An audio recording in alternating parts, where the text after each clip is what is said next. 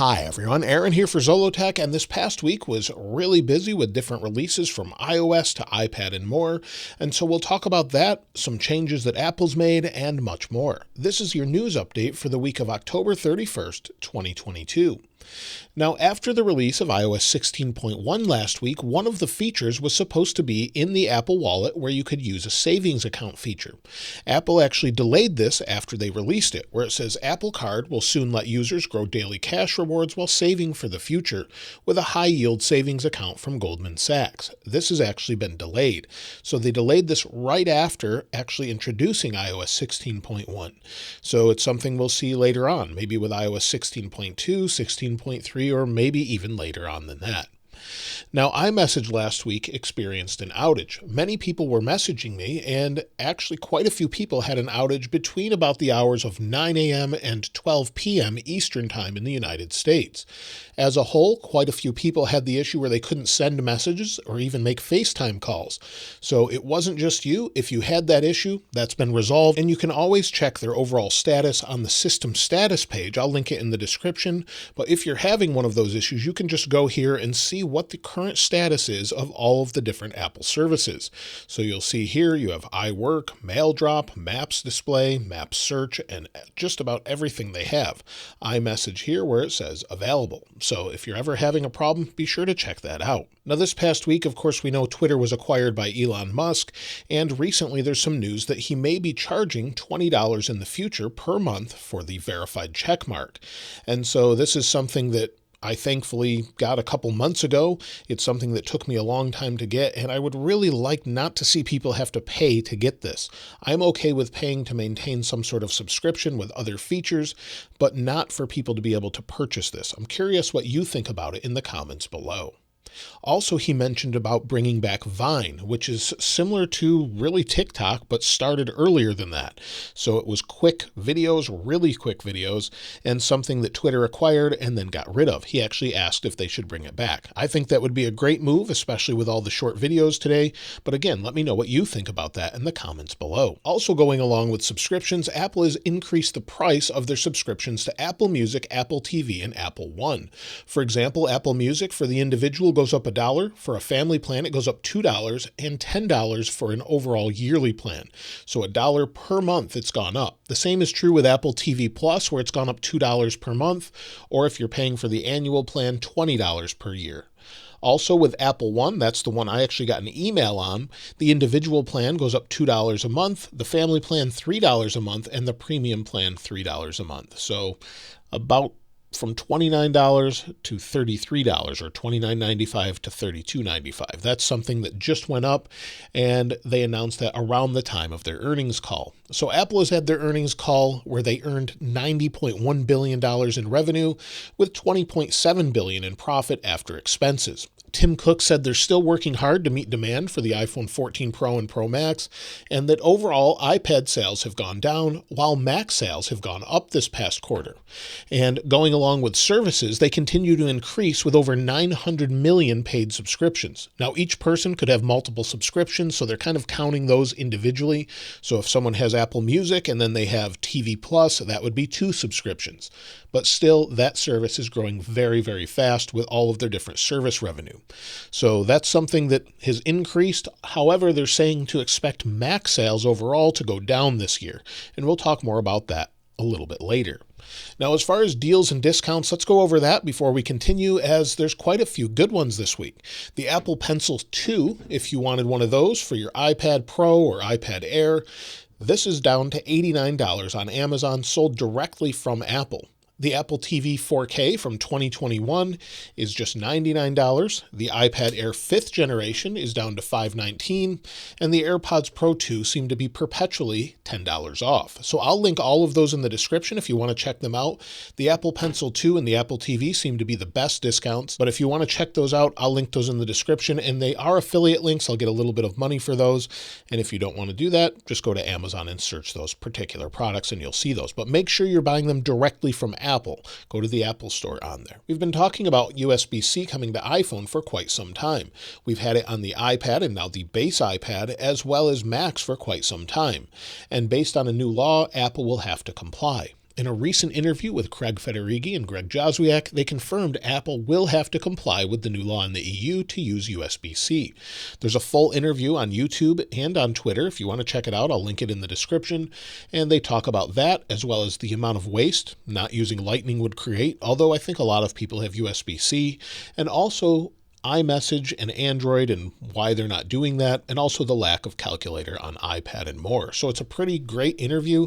I'll link it in the description like I said, but it looks like we will get USB-C on the upcoming iPhone. They'll have to do that based off of recent laws. Some people have also said it would only be on iPhones that are not in the European Union, but I can't see Apple actually doing that in one area and not everywhere else, as the amount of tooling and parts would be tremendous for that. So I would expect them to do that everywhere. ProRes video on the iPad Pro is actually there. It's something that I talked about in the unboxing video of this device. This is the new M2 iPad Pro, and it should have ProRes video, but you can't access it through the camera app, and it's nowhere to be found in settings. I showed that in the video. However, it looks like it's available in third-party apps.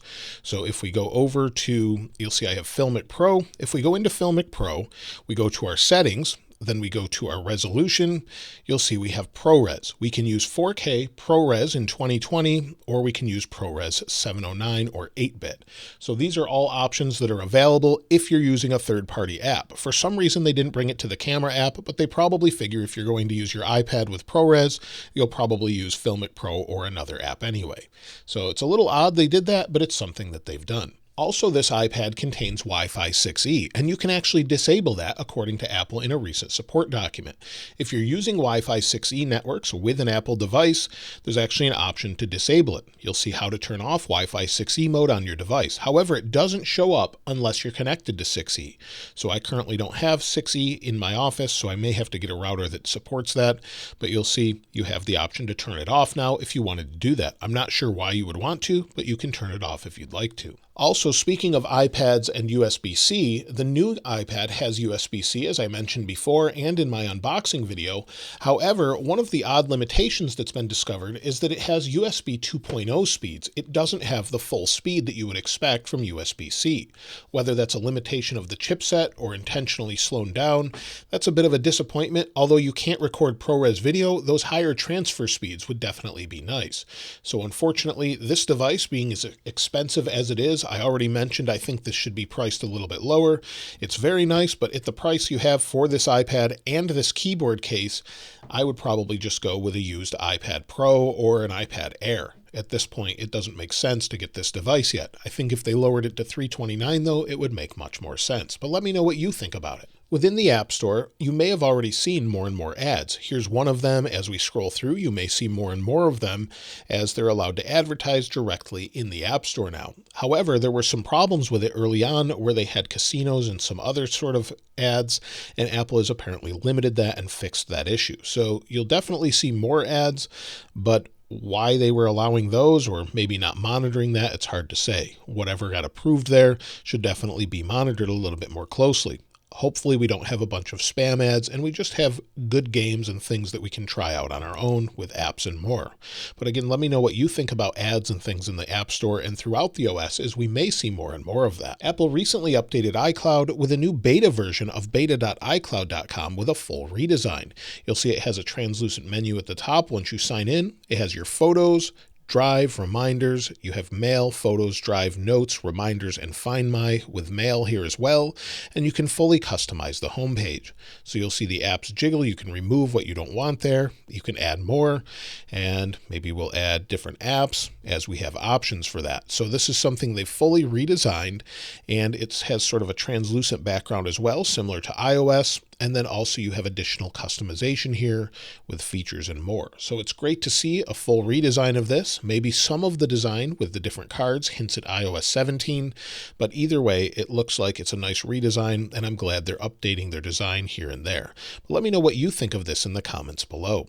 Also, they updated or added a new website for security, Apple Security Research. So this is something they've updated where if you want to apply and get involved, you can apply for a security research device and help Apple find different security holes throughout the OSs. So this is something if you want to check out, again, security.apple.com. You can read the latest about their security bounty and more. So it's great to see them pushing more to make this more and more secure. iOS 16.2 has been out for a little while as far as the first beta, and it brings live activities for sports, it brings the new Freeform app, the sleep widgets for the lock screen, and more. However, Mark Gurman has actually said when to expect the final release. This is the first time in recent memory I remember him saying any sort of final release date for a beta update that's not a major version. And he's saying to expect it in mid-December. That makes a lot of sense, as we would have all of November for the betas, as well as maybe the first week of December or second week of December for the release candidate, and then a final release maybe the week of the 11th. I say that based on last year, where iOS 15.2 launched on December 13th, 2021. So we could see that, and then also he's saying when to expect iOS 16.3. He's saying February or March. Now, based off of last year, that doesn't make sense, as we had that in early January. However, Apple has changed this year over year. So last year we had iOS 15.3 on January 26th. This time around, he's saying to expect it in February or March. So we could have more betas or longer betas, maybe beta 5, beta 6 as needed, and that makes a lot of sense. But I wouldn't expect beta 2 this week. I would expect it the next week. However, if they're trying to push this out quickly, we could see one as soon as tomorrow. We'll just have to wait and see. But either way, I don't remember Mark Gurman actually saying anything about this recently with regular beta updates, as opposed to maybe iOS 16's major release date. We're starting to hear more and more about iPhone 15, as Apple has to plan to get everything ready for millions of phones a year away, or less than a year at this point. Typically, they work 3 years out, get the designs ready, and then start to ramp up how they're going to build it with production lines and more, get supplies in place. And now that we're hearing more and more about it, we're hearing that the volume and power buttons may switch to a solid state design, meaning that they wouldn't physically press, but would feel like they press, meaning less moving parts and more reliability, more water resistance. And similar to what we have with the iPhone 7 and 8, it had a home button that was solid state. It felt like you were pressing it, but there's not actually a button there. It's just a capacitive button when you press your finger on it. You feel a little haptic feedback, and it lets you go home. That's similar to what we're expecting for the volume and power sleep wake button on the iPhone 15 Pro models. So they won't actually be buttons. They'll just sort of feel like you're pressing them. So that makes a lot of sense, as we've also heard that it could have 3 taptic engines in it. One for the vibration of the phone, maybe one for the power button, one for the volume buttons. Also, TrendForce is now saying that the iPhone 15 Pro models will be upgraded to 8 gigabytes of RAM for 2023 with the A17 CPU. So all of those are expected, along with a periscope zoom lens. Many people have said we'll have that for a while, and it could give us 10x zoom instead of just a 3x optical zoom.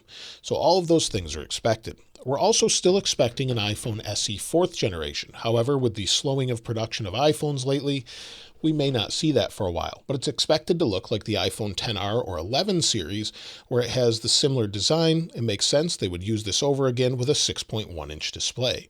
All of that makes sense to use an older model for iPhone SE. So we could see that upgraded in the future. I think a larger display with LCD would be a great option, especially for those that are still bothered by PWM. Apple is apparently working on a larger iPad than this 12.9-inch iPad Pro. We've heard this for a while, that they could be working on a 14-inch iPad. Now we're hearing a 16-inch iPad, according to The Information. The Information is a website where an analyst said that we could see this in the future. Apple definitely is testing different sizes, and if they plan to maybe have a Mac alternative or a touchscreen style Mac, that would make a lot of sense, although Apple has said that they're keeping the Mac around for a long time. But a 16-inch iPad would be great for regular use, especially if we now have DaVinci Resolve, hopefully Final Cut Pro in the future with Logic Pro and more. We have the powerful chipsets with the M2, 16 gigs of RAM, and so if we had all of that in a portable device that was touchscreen and we could use it every day for everything we do, I think that makes a lot of sense. It would work great maybe with the external display support as well. So let me know if you'd buy a 16-inch iPad in the comments below.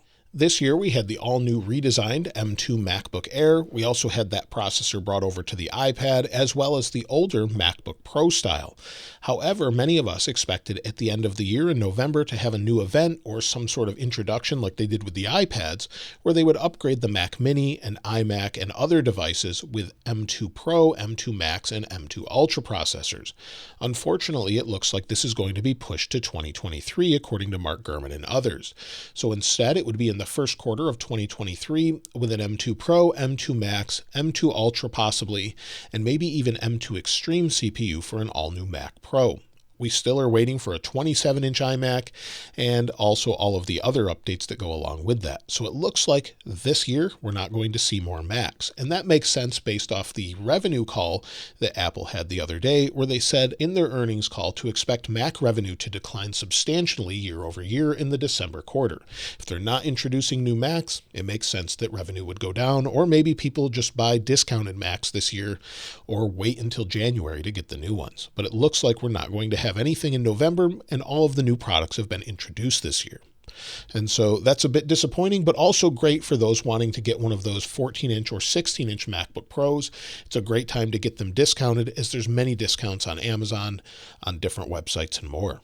And so that's everything for the news this past week. Quite a bit of news as far as iOS updates, iPad releases, and much, much more. If there's anything else you'd like me to cover in these videos, let me know in the comments below. And of course, if you'd like to get your hands on this wallpaper, I'll link it in the description like I normally do. If you haven't subscribed already though, please subscribe. And if you enjoyed the video, please give it a like. As always, thanks for watching. This is Aaron. I'll see you next time.